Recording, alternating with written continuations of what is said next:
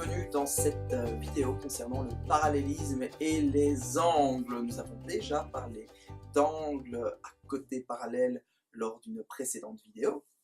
Et je précise ceci dès le début parce qu'il s'agit de ne pas confondre ce qui va être dit dans cette vidéo-ci et ce qui a été dit dans la vidéo concernant des angles à côté parallèles.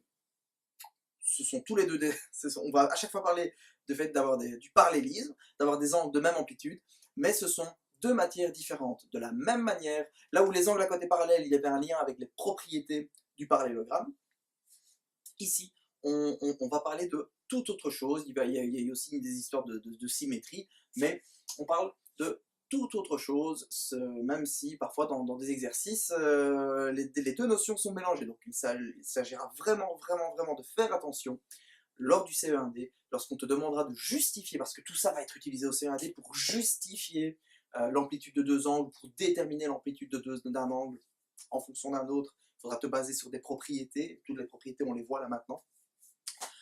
Lorsqu'on te demandera de justifier, si tu te trompes de justification, tu n'as pas tous tes points. Donc, il faudra bien faire la différence lorsque je parle d'angle à côté parallèle, lorsque je parle d'angle d'un parallélogramme, ou lorsque je parle ici d'angle correspondant alterne interne ou alterne externe. Bref, je te fais confiance pour avoir bien suivi les vidéos précédentes et bien suivre la vidéo actuelle qui arrive là tout de suite devant tes yeux ébahis pour bien faire la différence lors du jour J. Nous avons vu dans la vidéo précédente, juste avant, que des angles formés par une paire de droites et une séquente avaient des noms particuliers. Je les ai notés ici en code couleur. Je ne les ai pas tous notés parce que sinon ça devient complètement illisible. Mais par exemple, les deux angles verts, A1 et B1, sont des angles correspondants. Pourquoi? Parce qu'ils sont tous les deux du même côté de ma séquente, tous les deux à droite de la séquente, et ils sont tous les deux au-dessus de leurs droites respectives. Les angles en bleu, A2 et B4, sont des angles alternes-internes. Il y en a un qui est à droite de la séquente, l'autre qui est à gauche, alterne, et ils sont tous les deux à l'intérieur de mes deux droites, de F et D, interne, alterne, interne, alterne, interne. Les angles rouges, A4 et B2, sont tous les deux alterne externe. Il y en a un à gauche de la séquente, l'autre à droite, et ils sont à l'extérieur de mes parallèles.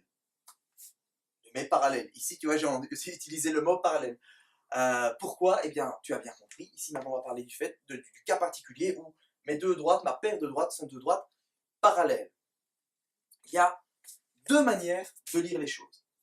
Si, lorsque deux droites sont parallèles et coupées par une séquente, donc si deux droites sont parallèles, alors les angles correspondants alterne interne et alterne externe qui sont déterminés sont égaux, sont de même amplitude.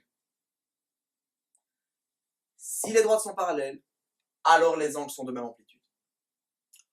L'autre manière de voir les choses, c'est si les angles formés par deux droites et une séquente sont de même amplitude, donc si des angles correspondants alterne interne et alterne externe sont de même amplitude, ça veut dire que mes droites sont parallèles.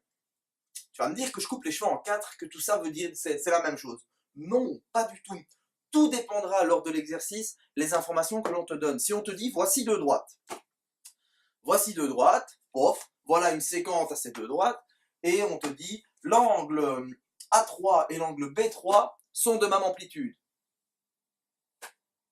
Ta conclusion, ça va être de dire que ça veut dire que les droites sont parallèles. On ne t'avait pas dit que les droites étaient parallèles. Mais toi, tu vas pouvoir utiliser ces informations-là pour déterminer que les droites sont parallèles. Et donc, utiliser l'information du parallélisme, peut-être, pour tracer, pour déterminer une distance, pour tracer un parallélogramme, pour tracer un triangle, pour tracer je ne sais pas quoi. Si on te dit détermine la nature du quadrilatère suivant, eh bien, si tout ce qu'on te donne, ce sont des angles et que tu vois que tu as des alternes internes, des correspondants, ah bah ok, tu vas pouvoir dire ah ben non, c'est pas parallèle, donc ce n'est pas un parallélogramme. Ce n'est pas un parallélogramme. D'accord? Donc ça, si on part des angles, on part de l'amplitude des angles. Si les angles correspondants alternes, internes, alternes, internes, externes sont de même amplitude, ça voulait dire que mes droites à la base étaient parallèles. S'ils ne sont pas de même amplitude, les droites ne peuvent pas être parallèles. Parce que, autre chose, si on te dit, voilà deux droites parallèles, voilà une séquence, détermine les amplitudes des angles suivants, et bien là, tu dis, comme c'est parallèle, alors les correspondants sont de même amplitude. Là, par exemple, ça peut être intéressant dans un exercice où tu dois caractériser un triangle. Ça te permet de voir que, tiens, tel triangle, cet angle-là du triangle et cet angle-là du triangle, ben, ils vont avoir même amplitude. Alors, je sais que les angles, si un triangle a deux angles de même amplitude, c'est au moins un triangle isocèle. Boum! Et voilà. Et ainsi de suite. Donc, bien faire attention. Quelles sont les informations qu'on me donne à la base? Qu'est-ce que je peux en déduire? Ou dans l'autre sens, hein, les informations qu'on me donne à la base, ce que je peux en déduire, et mettre tout ça en application pour résoudre l'exercice, pour répondre à la question qu'on me pose. Il y a plein d'exercices comme ça, je te propose plein d'exercices comme ça dans la fiche d'auto-évaluation. Tu la télécharges, tu résous, et bim, tu te prépares pour ton CE1D. A très bientôt pour la suite des vidéos.